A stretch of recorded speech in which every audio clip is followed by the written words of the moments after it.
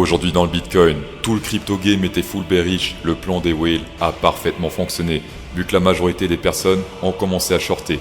Même moi j'ai failli me faire avoir, mais heureusement que le RSI m'a sauvé hier soir. Continuation haussière ou simple short squeeze, on va checker ça maintenant.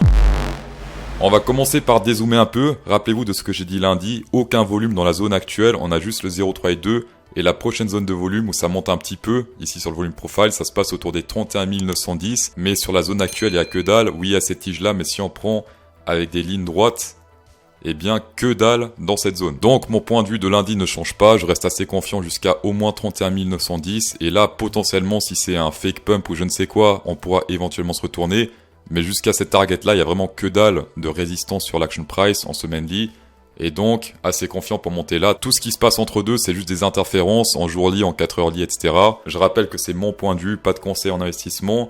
Une grosse news dégueulasse peut bien faire dumper le truc en quelques secondes. Analyse technique très bullish. Les news, on espère qu'il n'y a pas trop de trucs bearish qui arriveront d'ici là. On espère. Look, there's a broadening pattern in daily. Alors les broadening patterns, c'est des triangles inversés qui fonctionnent un peu mieux que les triangles comme ça. D'accord, hop, ça c'est des triangles qui fonctionnent pas très bien. Ça fait déjà pas mal de temps qu'on a breakout, qu'on a breakout à la hausse et ce niveau fait mon office de support. Petit fakeout, c'était à 2-3 jours à la baisse pour ensuite remonter à la hausse. Alors attention, alors j'espère pas que ça arrive, mais la bougie du jour n'est pas encore clôturée.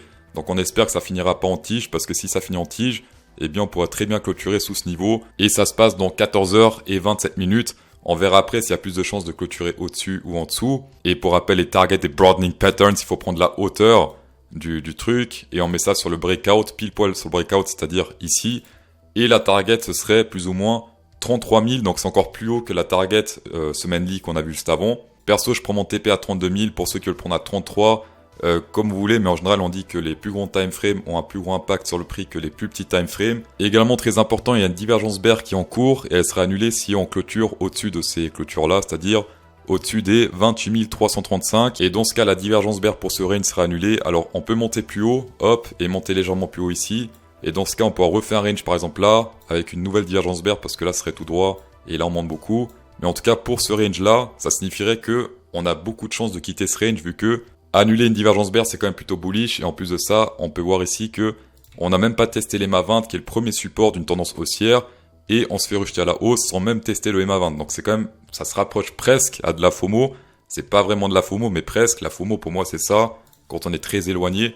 Mais les trucs propres, c'est ça, d'accord? EMA 20, EMA 50, on reteste, on monte. Ça également, c'est propre. Mais là, même pas tester l'EMA 20, c'est compliqué. Et également grave très intéressant, c'est les mineurs qui envoient leur argent vers les exchanges, ou plutôt leur bitcoin vers les exchanges. Et on peut voir qu'on a fait un gros pic hier soir. Est-ce que c'est bullish? Est-ce que c'est bearish? En général, quand les bitcoins sont envoyés vers les exchanges, c'est pour les vendre. Les mineurs, ils peuvent les holder pour to the moon. Et s'ils veulent les vendre, bah, ils envoient vers les exchanges et ils convertissent en dollars, en francs suisses, c'est quoi le dollar qatarien? C'est une question comme ça. Là, on peut voir que le graphe date du 15 mars, donc c'est plutôt court terme. Donc oui, ça fait un gros pic, mais si on dézoome, je pense que le pic est moins choquant.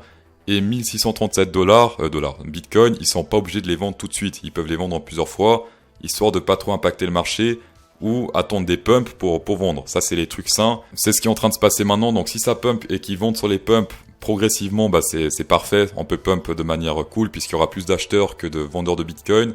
Mais si ils vendent avec des dumps, bah ils vont incrémenter la peur et donc c'est moins bon. On va passer en fort hour candle. Tout le monde a checké le range sur l'action price, mais personne sur le RSI. Et souvent le RSI peut prédire ce qui se passe sur l'action price.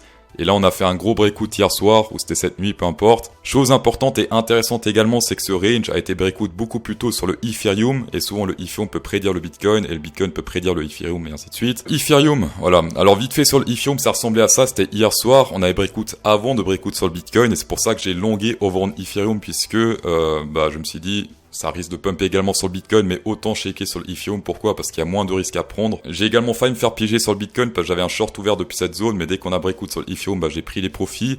Je voulais prendre de base 800, mais au final, c'était que environ 200, un peu moins de 200. Le montant exact, pour ceux qui veulent savoir, c'est 191 et 69 centimes. Bien sûr, j'ai prévenu mes abonnés over on Twitter, puisque personne ne regardait le RSI, tout le monde était sur le action price avec des triangles et des conneries comme ça. Sur le RSI, on a breakout hier soir, c'était pas encore confirmé, là, il restait 45 minutes quand j'ai posté ça.